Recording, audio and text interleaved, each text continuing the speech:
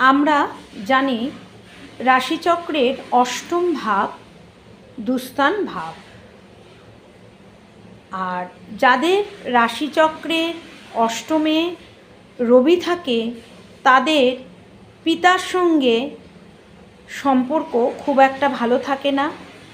তাদের 28 বছর বয়সে পিতার শারীরিক অসুস্থতা দেখা যায়, তাদের চোখের সমস্যা হয়।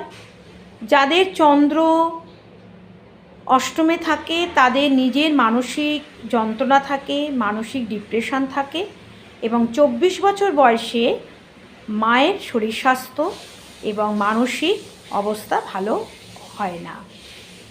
অষ্টমে যদি বুধ থাকে তাহলে তোমরা যারা ব্যবসা করো তাদের ব্যবসা সংক্রান্ত ব্যাপারে 28 বছর বয়সে তোমার ব্যবসায়ের অবনতি হবে।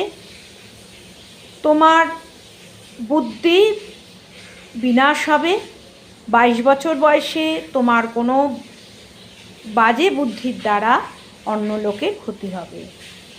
অষ্টমে যদি তোমার মঙ্গল থাকে তোমার জমিজমা সংক্রান্ত ব্যাপারে মামলা মোকদ্দমা আসতে পারে। 25 বছর বয়সে তোমার রক্তপাতের বা কোনো অপারেশনের যোগ থাকতে পারে। বৃহস্পতি যদি তোমার অষ্টম ভাগে থাকে তাহলে তোমার 16 বছর বয়সে জন্ডিস বা লিভার সংক্রান্ত রোগে তুমি আক্রান্ত হতে পারো।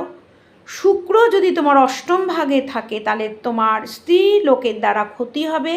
22 বছর বয়সে তোমার স্ত্রী লোকের দ্বারা ক্ষতির সম্ভাবনা হবে এবং কোনো মূত্র সংক্রান্ত পীড়ায় তুমি কষ্ট পাবে। শনি যদি তোমার অষ্টম ভাগে থাকে তাহলে তোমার লিভার সংক্রান্ত তোমার মানসিক যন্ত্রণা, মানসিক ডিপ্রেশন, হঠাৎ করে তোমার অর্থর জন্য বাড়ি ছাড়া হতে পারে।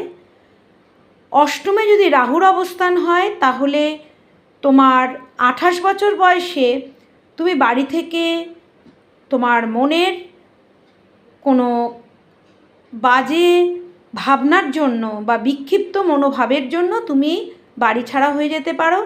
তুমি হয়তো বাড়িতে ফিরে নাও আসতেও পারো। অষ্টমে যদি কেতু থাকে তাহলে 22 বছর বয়সে তোমার কোনো গুপ্ত রোগ বা কোনো স্কিনের প্রবলেম বা কোনো দূষিত কোনো রোগ আসতে পারে।